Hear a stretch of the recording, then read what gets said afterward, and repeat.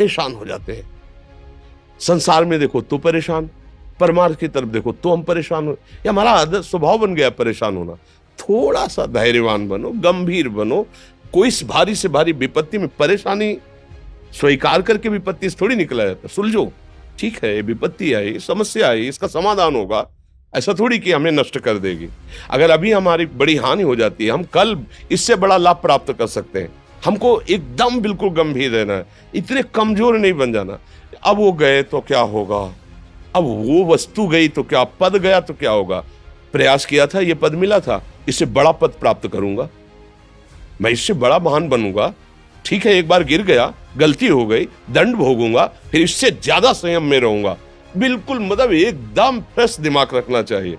पर अपने लोग क्या है, जरा सी बात में एकदम पचड़ा कर लेते हैं, एकदम कमजोर हो जाते हैं। ये बिल्कुल ठीक नहीं है। हम जीवन भर की यात्रा की बात कह रहे हैं, भारी से भारी कष्ट में भी मुस्कुराना, तो हमें बल मिला है, हमें भगवान की कृपा का दर्शन हुआ है, हमें उनका दुलार दिखाई दिया है। अगर ऐसे तो भाग जाते, फिर परमार्थ में थोड़ी चलना होता है। आज जो आप सुन करके लाभ लेने की चेष्टा कर रहे हो ना, ये केवल प्रवचन नहीं है, ये जीवन है। अगर ये जिए ना होते ना तो ये इसका प्रभाव नहीं पड़ता, फिर वाणी का प्रभाव नहीं पड़ता। हम इसीलिए कहते हैं, जैसे आप लोग एकदम परेशान हो जाते हैं, तो बोलो क्या हमसे ज्यादा परेशानी होगी। दोनों किडनी खराब, दवाई लाने के लिए पैसे नहीं, पानी रखा है हम उठ के पी नहीं सकते, भीषण शरीर में कष्ट, भीषण बुखार, क्योंकि किडनी फेल, जरा में बुखार, खाने को क्या, रोटी मांग के लाओ। अगर वहां सब्जी मिलती है तो लाल मिर्च ऐसी पड़ के मिलती थी कि वो पा नहीं सकते थे। आप सोचो, पानी लाना है तो मुझे लाना है, पीना है तो मुझे पीना है। अगर मैं हारता तो कहां पहुंच जाता, क्या स्थिति होती। नहीं, मरना है, पर कदम पीछे। कोई दिन ऐसा नहीं जिस दिन सेवा ना की हो, जिस दिन सेवा ना गए हो।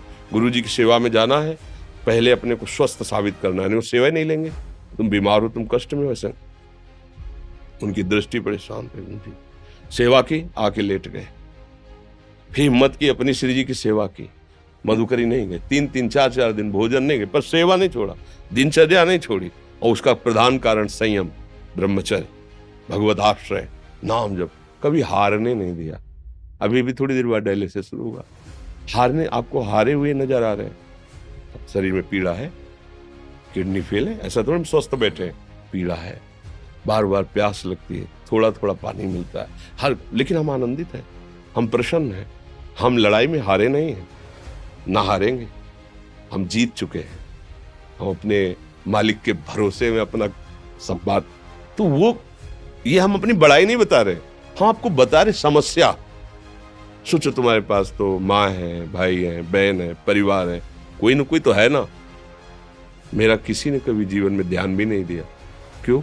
बचपन से बाबा जी बन गए, किसी से प्यार नहीं, किसी से संबंध नहीं, कोई जानकारी नहीं, हम कहाँ हैं वो कहाँ, किसी से कोई मतलब नहीं। अच्छा, जवान साधु कौन श्रद्धा करे, कभी गांव जाने की हिम्मत नहीं पड़ती कि रोटी मांग ले, पता नहीं लोग क्या सोचेंगे, क्या भावना कर ले। हम दरवाजे पे खड़े हैं, क्या कैसी भाव, तो जो हमारे सामने आकाश वृत्ति से आया यौवन अवस्था में वही पाया, अन्यथा भूखे रह गए। जब हम हर समय अपने को विवेक के द्वारा सावधान रखे तो हम कभी निराश नहीं हुए, कभी उदास नहीं हुए, कभी ऐसा नहीं लगा कि यार हम दुखी, कभी नहीं लगा। उसी का फल है कि उस सुख का संकेत मिल गया जहां दुख की निशानी भी नहीं, वही उसी के बच्चे हो। हम सब उसी धातु से बने हुए हैं। हम इतना क्यों परेशान हो जाते हैं? हम ये देखते हैं अपने लोग, थोड़ी बात बिगड़ गई परेशान, नहीं बिगड़ी तो बिगड़ जाने की संभावना में परेशान है। आज सुख है लेकिन कल सुख छिन जाएगा, तो हम आज के सुख में सुखी ना होकर कल के दुख की आने की संभावना में हम भयभीत हो। मतलब क्या हमारी सोच रह गई? हमको इतना बलवान बनना है कि सुख और दुख दोनों हमको छू न सके। भारी से भारी सुख की व्यवस्था है तो अहंकार नहीं, हर्षित होकर किसी का अपमान न करे कि हम धनी, हम पदाधिकारी, अमुक। भारी से भारी दुख आया तो हमें किसी के सहयोग की जरूरत नहीं, हम फिर अपने कदम बढ़ाएंगे, हम फिर जुड़ी हुई अपनी भावनाओं को सजाएंगे। मस्त जीवन एकदम। तुम अविनाशी के बच्चे हो। शेर का बच्चा भेड़ों के बीच में फंसकर म्यों म्यों बोल रहा है, बस अगर दहाड़ना सीख जाए तो कोई भी उसे परास्त नहीं कर सकता। ऐसे भगवद अंश, तू प्रपंच में फंसकर अपने को इतना दीन क्यों देख रहा है? तू ऐसा है, कि भगवान के दिव्यास्त्र में भी ताकत नहीं तेरे को मार सके। तू अविनाशी का अविनाशी बच्चा है। विनाशी भोगों को, विनाशी शरीर को मैं मान के इतना भयभीत, इतना दुख ठीक नहीं। ये सबके लिए, केवल एक के लिए नहीं। आप समझो, आप लोग सोचते हैं हम गृहस्थ होकर भला ऐसी स्थिति कैसे। जनक जी सुखदेव जी के गुरु हैं और राजा हैं, महल है, रानियां हैं, नौकर है, चाकर। क्या सुखदेव जी जिनके शरीर में लंगोटी भी नहीं है, दिगंबर, परमहंस, परमहंस के गुरु हैं जनक जी जो राजा हैं।